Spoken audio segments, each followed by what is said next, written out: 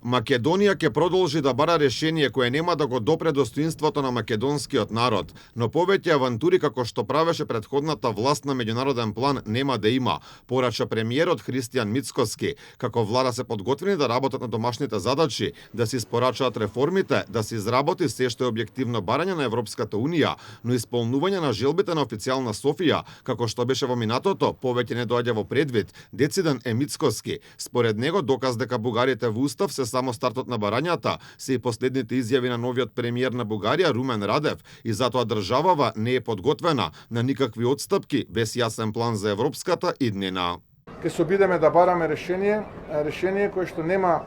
да го допре достоинството на македонскиот народ и македонските граѓани.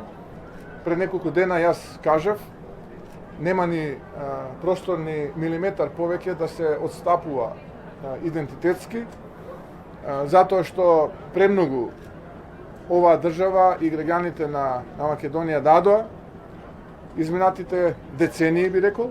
а за возврат можеме да кажеме добивме ништо или многу малку и повторно имаме билатерални барања пред нас. Мицкоски вели дека сме жртва на понижувачките политики на претходната власт, која го закочи процесот на преговори. За жал, ова е резултат на една, би рекол, на национално исплакната, ненационална политика на една претходна влада, која што со своите авантуристички потези создаде една состојба во која што прво ги разочара своите граѓани, бидејќи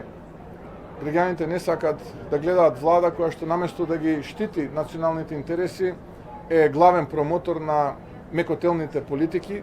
посебно принципот на коленичење на меѓународна сцена. Мицкоски се надева дека позитивен импулс за Македонија ќе даде и посетата на претседателот на Европскиот совет Антонио Кошта, со кого очекува да се разменат идеи за надминување на спорните прашања. Можам да кажам дека ние имаме досега исклучително пријателски разговори, разменуваме идеи, мислења, секогаш бил конструктивен во насока да се изнајде решение за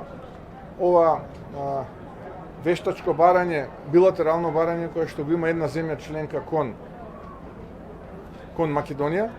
По Кошта во Македонија доаѓа и еврокомесарката за проширување Марта Кос. Посетите на 20 европски бирократи доаѓаат во период кога земјава доби најголем дел од средствата од планот за раст наменети за балканските земји, околу идејата на германскиот канцелар Фридрих Мерц за нова динамика за пристапување на земјите од Западен Балкан, Украина и Молдавија. Мицкоски порача дека се љубопитни за нови идеи и предлози, но не би можел да зборува додека официјално не слушне за што станува збор.